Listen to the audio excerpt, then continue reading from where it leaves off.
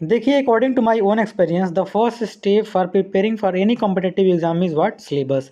देखिए, सिलेबस इतना main important thing होता है कि अगर आप किसी भी कॉम्पिटिटिव एग्जाम का तैयारी कर रहे हैं, अगर आपका सिलेबस पर अंडरस्टैंडिंग है तो आप उस मतलब एग्जाम में अपनी काबिलियत दिखा सकते हैं।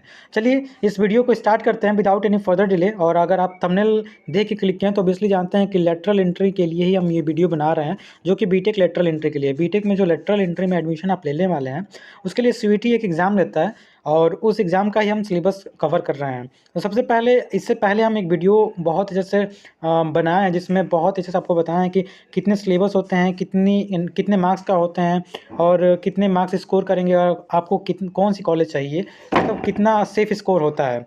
तो अगर आप उस वीडियो को नहीं देखे हैं तो ऑब्वियसली जाके आप प्लेलिस्ट में देख सकते हैं, हमने बनाया है, उस वीडियो पे आप जाकर देख सकते हैं। तो इस वीडियो में हम केवल सिलेबस के बारे में डिस्कस करेंगे, क्योंकि there are lots of comment is coming on my channel कि सिलेबस का भी वीडियोस अपलोड कर दीजिए। तो चलिए, सबसे पहला चीज़ जो होता है, हम बताए हैं कि 3 चीज़ सबसे पहले आपको बता देना चाहते हैं कि अगर आप मतलब बीटेक लेटरल एंट्री के लिए प्रिपरेशन करना चाहते हैं तो 3 सब्जेक्ट आपको देना होता है।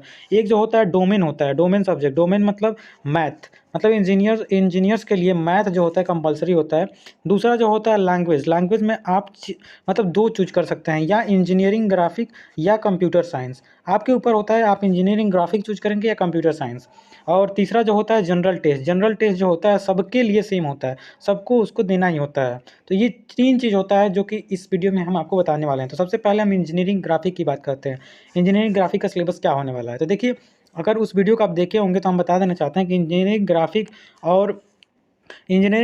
और सीएस, इसमें बहुत बच्चों का कन्फ्यूजन होता है कि इसमें क्या चूज़ करें। तो according to my own experience and there are so many friends also have from CS, जो कि सीएस से थे, वो सीएस ना मतलब एग्ज़ाम में प्रिपरेशन करने के लिए वो इंजीनियरिंग ग्राफिक लिए। क्यों? क्योंकि इंजीनियरिंग ग्राफिक हमने उस वीडियो में बताया, इसका सिलेबस जो होता है बहुत ही कम और बहुत ईजी होता है। तो इसीलिए सीएस का थोड़ा जो मतलब जो सीएस डिप्लोमा भी कर रहे हैं उनके लिए थोड़ा डिफिकल्ट होगा इसमें स्कोर करना, अगर आप सीएस चूज करते हैं इन लैंग्वेज सब्जेक्ट। चलिए देखिए, इंजीनियरिंग ग्राफिक जो होता है उसका हम सिलेबस कवर करते हैं। तो इंजीनियरिंग ग्राफिक का सिलेबस अगर हम कवर करें तो सबसे पहले देखिए, आप डिप्लोमा में आइसोमेट्रिक प्रोजेक्शन पढ़े होंगे। उसमें आइसोमेट्रिक प्रोजेक्शन सबसे पहले पढ़ना है, जिसमें आप को फ्रंट व्यूज़, जो भी आप front view, side view, top view पढ़े हैं उसके बारे में पढ़ना है। तो पहला यूनिट जो होता है आइसोमेट्रिक प्रोजेक्शन के बारे में पढ़ना है आप सॉलिड। दूसरा जो होता है यूनिट, उसमें आप आइसोमेट्रिक प्रोजेक्शन ऑफ सॉलिड, मतलब आइसोमेट्रिक प्रोजेक्शन के बारे में पढ़ना है। अगर थर्ड यूनिट के बारे में बात करें तो मशीन ड्राइंग,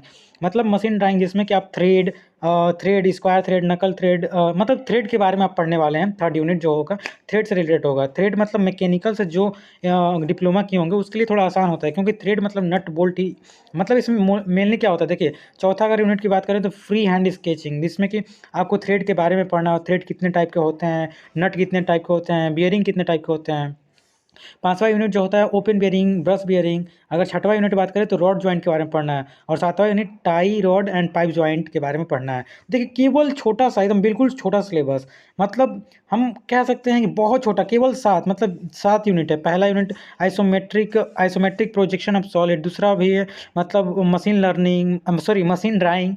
और मशीन ड्राइंग में आप नट बोल्ट के बारे में पढ़ेंगे। उसके बाद ये रॉड जॉइंट हो गया। तो मतलब इसका जो सिलेबस होता है बहुत छोटा होता है, जिसको कि आप according to my own experience कि आप इसे 1 से 2 महीने में बहुत ही अच्छे से कवर कर सकते हैं। और इसमें 99 परसेंटाइल बच्चे स्कोर करते हैं। 200 में 196 तक आप स्कोर कर सकते हैं। सबसे ज़्यादा स्कोरिंग सब्जेक्ट ये होता है। तो आप सिलेबस देख लिए, हम इसमें कोई भी अच्छे से डिपिक्ट नहीं करने वाले हैं, केवल हम सिलेबस के लिए ही ये वीडियो प्रॉपर बना रहे हैं। I am not going to read the each and every point and I am going to describe. केवल हम आपको एक ओवरव्यू देना चाहते हैं कि इंजीनियरिंग ग्राफिक और कंप्यूटर साइंस जो मैथमेटिक होते हैं उसमें क्या क्या आपको पढ़ना है। तो आपने इंजीनियरिंग ग्राफिक का सिलेबस देखा। दूसरा, हम मैथमेटिक की बात करें तो देखिए, मैथमेटिक्स में एक अप्लाइड मैथमेटिक होता है और अभी बता रहे हैं एक और मैथमेटिक होता है। दोनों में चूज करना होता है कि आप कौन सा मैथमेटिक लेंगे। देखिए, जो सेक्शन ए होता है वो सबके लिए कंपलसरी होता है, जिसमें कि आपको अलजेब्रा अलजेब्रा में क्या क्या पढ़ना है, मैट्रिक्स से टाइप, इक्वालिटी मैट्रिक्स, मतलब मैट्रिक्स के बारे में पढ़ना है, डिटर्मिनेंट्स के बारे में पढ़ना है। कैलकुलस में higher order derivatives, tangent, normal, maxima, minima, ये सब पढ़ना है, मतलब इंटीग्रल के बारे में पढ़ना है। फिर से अगर तीसरा यूनिट की बात करें तो इंटीग्रल हो गया, चौथा यूनिट की बात करें तो चौथा यूनिट जो हो जाएगा डिफरेंशियल इक्वेशन हो जाएगा, पांचवा जो हो जाएगा प्रोबेबिलिटी डिस्ट्रीब्यूशन। सेक्शन ए जो होता है वो सबके लिए कंपलसरी होता है। अगर सेक्शन बी की बात करें तो एक बीएससी लेवल का मैथ आता है, क्लास 12th लेवल का मैथ आता है। तो आपको क्लास 12th लेवल की मैथमेटिक्स को मतलब आपके सिलेबस में पढ़ना है। इसमें बहुत ज़्यादा कन्फ्यूजन होता है, तो आप सिलेबस मैच कर लीजिएगा और उस सिलेबस के अकॉर्डिंग आप पढ़िएगा। तो देखिए अप्लाइड मैथमेटिक्स जो है वो क्लास 12 के लेवल का है, तो आप क्लास 12 के लेवल का ही चूज कीजिएगा। फॉर्म भरते समय भी आप थोड़ा ध्यान रखिएगा। जब फॉर्म भरने के टाइम आएगा तो हम आपको एक वीडियो अपलोड करा देंगे, और अगर आप लोगों की नीड हो तो प्लीज़ कमेंट कीजिएगा।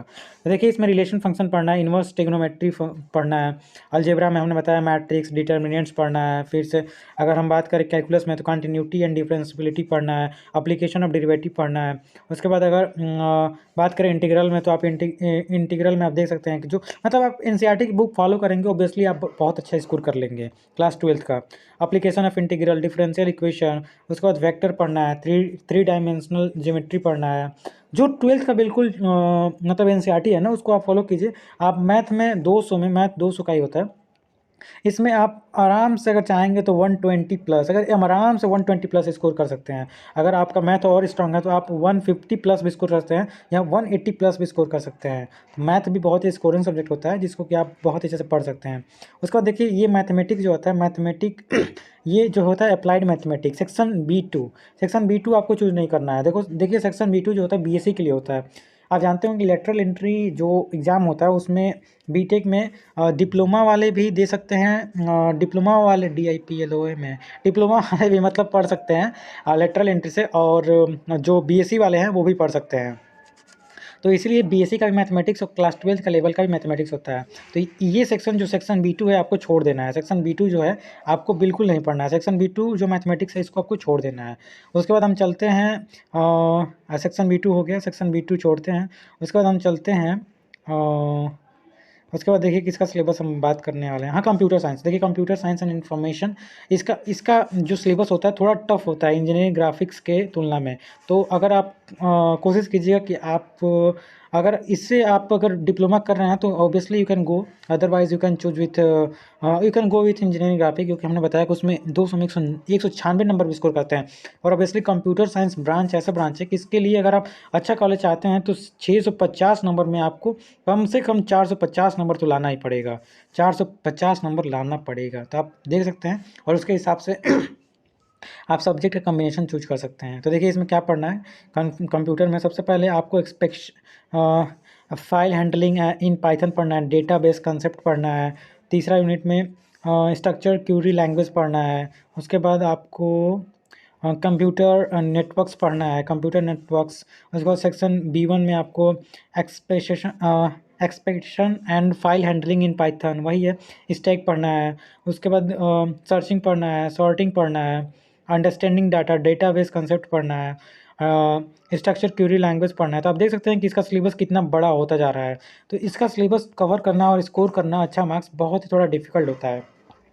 तो ये मेरा सब्जेक्ट है भी नहीं और मैं पढ़ा भी नहीं, तो इसका सिलेबस मैं उतना अच्छे से आपको कवर भी नहीं करूँगा। आप देख सकते हैं इसका PDF जो है हम टेलीग्राम चैनल पे मतलब सेंड कर देंगे, एज वेल एज आप यहाँ से भी देख सकते हैं।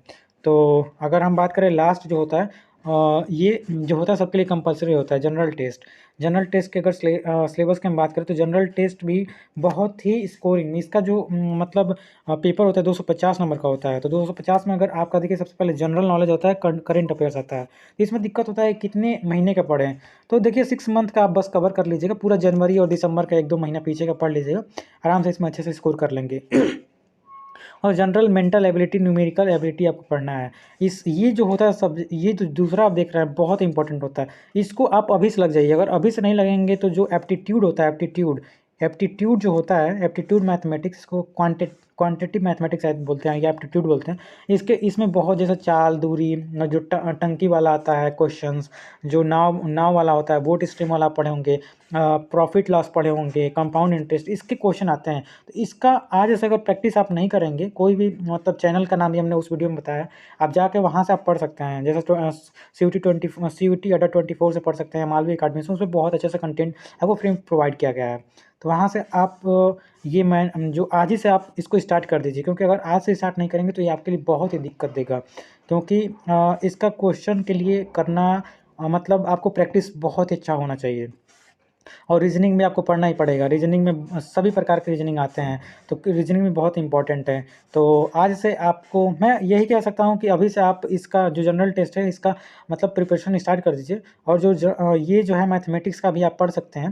मैथमेटिक्स इजीली आप कवर कर लेंगे 2-3 महीना में भी। अगर आप मार्च से भी स्टार्ट करें तो आपका पेपर शायद मई में होने वाला है। अगर मार्च से भी आफ्टर मतलब जैसे ही अभी पेपर चल रहा होगा, शायद डिप्लोमा का पेपर चल रहा है, पेपर के बाद आप मैथ और जनरल टेस्ट आप रोज़ पढ़िए। रोज़ कम से कम 2 घंटा तो दीजिए। अगर आपको अच्छा स्कोर करना है, गवर्नमेंट कॉलेज चाहिए या मतलब आपका ड्रीम कॉलेज चाहिए, तो ऑब्वियसली आपको 2 घंटा पर डे तो देना ही पड़ेगा। मैथ और जनरल टेस्ट आप आज ही से स्टार्ट कर दीजिए। और जो जीटी है इंजीनियरिंग ग्राफिक ईजी, मतलब नाम से ही ईजी है। और ऑब्वियसली आप इसे अगर चाहेंगे तो आप 1 मंथ में इसको पूरा रट डालेंगे। इसका सिलेबस बहुत छोटा होता है। इसका बुक भी शायद हम अपने टेलीग्राम चैनल पे भेज चुके हैं, आप जाकर चेक कर लीजिएगा। आप उससे भी पढ़ सकते हैं, बहुत ही अच्छे से आप मतलब कवर कर सकते हैं। और हम क्या बोलें, बस इतना ही बोलेंगे कि इतना मतलब कठिन भी नहीं है। अगर आप सिलेबस के अकॉर्डिंग चलेंगे तो बहुत ही आसानी से आप इसमें अच्छा स्कोर करेंगे। और कोशिश करिएगा कि 650 में, अगर आपको गवर्नमेंट कॉलेज चाहिए, 650 में 400 नंबर तो लाने ही पड़ेंगे। 400 या 350 नंबर प्लस तो लाने ही पड़ेंगे अगर गवर्नमेंट कॉलेज चाहिए तो। या अगर each and everything I have explain in previous video, तो आप जा सकते हैं और वहाँ से देख सकते हैं। तो लास्टली आई कैन से, अगर आपको कोई भी कन्फ्यूजन हो related this syllabus and all, RCUT से रिलेटेड कोई भी डाउट हो, तो you can ask directly in comment. I will feel free to give you reply. Thank you.